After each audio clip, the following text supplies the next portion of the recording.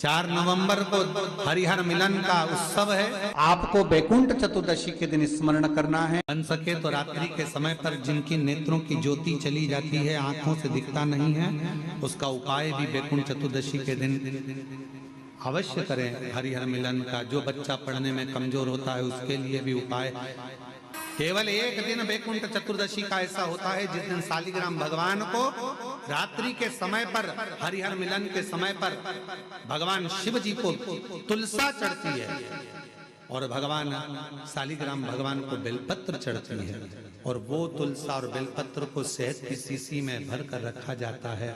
फिर उस शहद को जो बच्चा विद्वान नहीं है, पढ़ने में कमजोर है, उसको दिया जाता है। कई लोग उसको नेत्रों में लगाकर नेत्र ज्योति को बढ़ाते हैं। बड़ी महत्व हैं जो मंत्र आपको बैकुंठ चतुर्दशी के दिन स्मरण करना है, उस मंत्र को एक बार फिर हमारे साथ में बोले। ओम हीम ओम हरिणाक्षाय नमः शिवाय। ओम हीम ओम हरिणाक्षाय नमः शिवाय। इस मंत्र का स्मरण जीवन का सुख देगा। जिनको ज्यादा रोग हो, बीमारी हो, तकलीफ हो, कोई व्यक्ति वेंटिलेटर पर पड़ा हुआ है, ऑक्सीजन लग रही है, उसके लिए भी 1 लोटा पानी, उसमें दूध मिलाकर 5 बेलपत्र रखकर आप बैकुंठ चतुर्दशी के दिन उसके नाम का पानी आप हरि और हर को समर्पित कर सकते हैं। अगर मंदिर बंद मिले तो पीपल के पेड़ के नीचे आप चढ़ा सकते हैं। उससे 3 या 4 दिन में आराम लगना प्रारंभ हो जाएगा। पर मंत्र का स्मरण यही करें, ओम हीम ओम हरिणाक्षाय नमः शिवाय। इस मंत्र को जपें जो स्कंद पुराण का मूल मंत्र कहा गया है, उसका स्मरण करेंगे रोग बीमारी आदि को मिटाने के लिए। बैकुंठ चतुर्दशी के दिन भगवान नारायण भगवान शंकर से मिलने के लिए काशी गए थे। काशी कैसे पधारे? तो भगवान विष्णु बोले काशी आने का कारण केवल इतना है कि बैकुंठ में मन नहीं लग रहा था, तो सोचा मेरे भोलेनाथ जी से मिल आऊं। देवऋषि नारद बोले मिलने भी ऐसे ऐसे आए जो कभी गिने चुने दिन तो आंख खोले।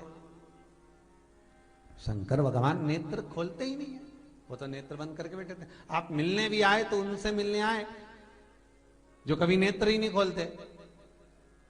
मां जगतजननी जगदम्बा कह कहकर परेशान हो जाती, तब भी तो नेत्र ना खोलते, और आप उनसे मिलने के लिए आए, वो भी काशी में। वो भगवान विष्णु बोले देखो, पहुंच गए भगवान विष्णु मणिकर्णिका घाट। आज भी मणिकर्णिका के घाट पर भगवान नारायण का मंदिर है। भगवान विष्णु मणिकर्णिका घाट पहुंच गए और मणिकर्णिका पर जाकर भगवान विष्णु ने एक कंकर उठाया, उसको घाट पर रखा और भगवान विष्णु उसकी आराधना में लीन हो गए। बैकुंठ चतुर्दशी का दिन भगवान विष्णु इतनी आराधना में लीन हुए, इतने लीन हो गए कि कब दिन निकल गया, कब शाम हो गई, बस केवल कंकर को देखते रहे और गंगा का जल छोड़ते रहे। सुबह कब गई, शाम कब गई, मालूम नहीं पड़ा। मध्य रात्रि आ गई, तब भगवान विष्णु को लगा पूजन तो कर रहा हूं, स्मरण कर रहा हूं, पर दीप नहीं लगाए। तब भगवान नारायण ने लक्ष्मी से कहा तुम दीप लेकर।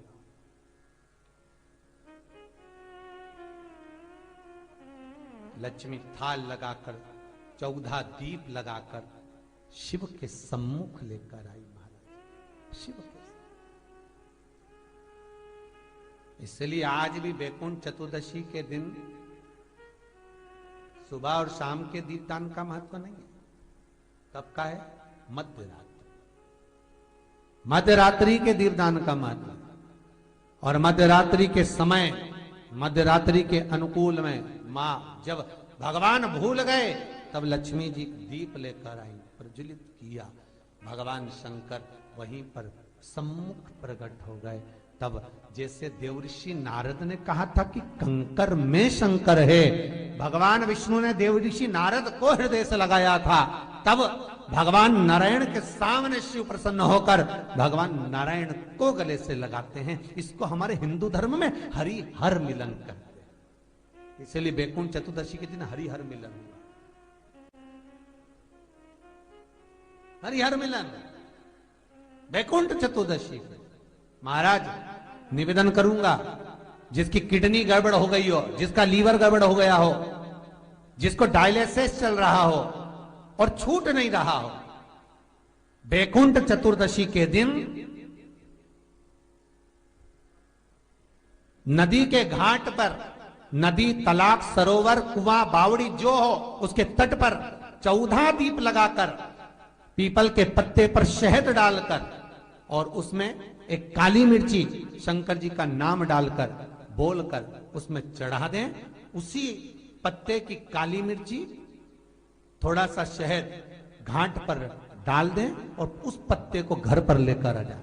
जिसको डॉक्टर ने कह दिया डायलिसिस होगा, किडनी लीवर गड़बड़ हो रहे हैं, बैकुंठ चतुर्दशी के दिन रात्रि को 14 दीप लगाकर जब घाट से आए, जिस व्यक्ति को रोग है, बीमारी है, उसको वो पत्ते समेत चटा दें और फिर जाकर आप 8 दिन 10 दिन बाद जांच करवाओ, आपको उसका फल प्राप्त हो जाए। पर विश्वास रखकर, क्योंकि हरि और हर मिलन कोई साधारण नहीं है। बैकुंठ चतुर्दशी महाराज, जिस व्यक्ति की बीमारियां समाप्त नहीं हो रही हो, लगातार बीमारियां घेरे हुए हैं और बीमारियां चल रही हो, बहुत बीमारियां चल रही, एक बीमारी से निपटे दूसरी लग गई, दूसरी बीमारी से निपटे तीसरी लग गई, तीसरी से निपटे चौथी लग गई। महाराज, बैकुंठ चतुर्दशी के दिन तंत्र विद्या, देव विद्या, अघोर विद्या, रतन विद्या, सारी विद्याओं का स्मरण बैकुंठ चतुर्दशी के दिन अच्छी अच्छी विद्या सब नारायण और शिव का स्मरण करती है। महाराज,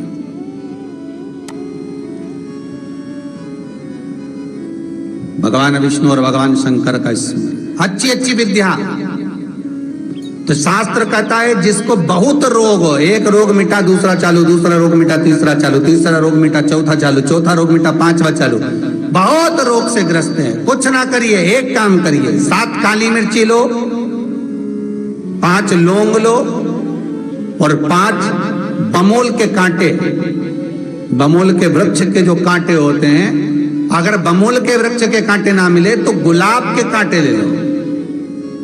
कांटे लेकर उसको एक लाल पोटली में, एक लाल कपड़े में, छोटे से टुकड़े में उसको बांधकर, जो व्यक्ति बीमार है उसके ऊपर से हरि और हर का, भगवान शंकर का मूल मंत्र का स्मरण कर। अगर कोई मंत्र, गला पकड़ रहा है, अगर कोई मंत्र ना हो महाराज,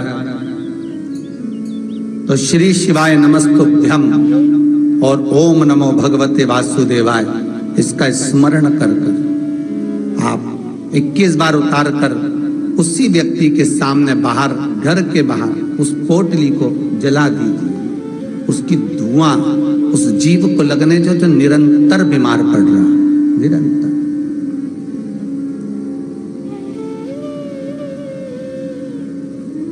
बीमारियां धीरे धीरे छूटने लगेंगी महाराज।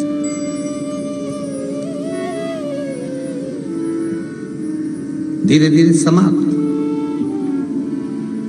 जिसको श्वास से जुड़ी हुई प्रॉब्लम रहती है, दमे से जुड़ी हुई प्रॉब्लम रहती है, श्वास की बीमारी रहती है, या महाराज दिन रात खांसी चल रही हो, श्वास से जुड़ी हुई परेशानी चल रही हो, उसके लिए निवेदन है 7 लौंग